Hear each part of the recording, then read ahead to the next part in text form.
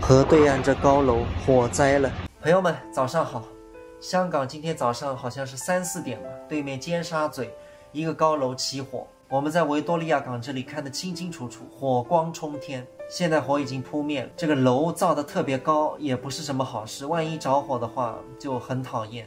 然后今天白天还是自由活动，我们打算去黄大仙祠、香港的故宫博物馆去兜一兜，然后顺便再去尝一尝早茶。今天去尖沙咀的稻香，那里的早茶据说也不错。香港早上6点钟，下面这个公园里已经这么多人在锻炼了。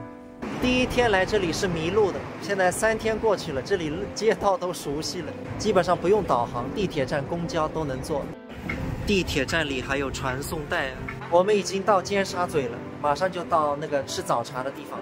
现在空气当中有一股弥漫的这个焦味，因为昨天晚上着火的那个40栋的那个大楼离我们这里只有130米的距离。等吃完早茶之后，带大家去看一下。街道这里停满了消防车，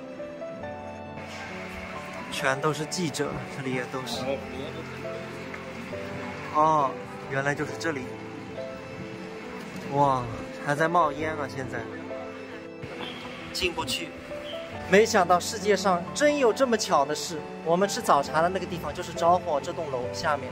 现在我和镜子只能换一家店去吃了，到现在9点钟，早饭还没吃。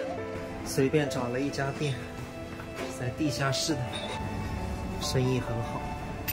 来，海三，你闹着我 C 哈哈，你的粉、溏心蛋和面包来了。今天这个地方蛮便宜的，6个东西78块钱，一顿早饭78，还是真的是在香港这里是很便宜的。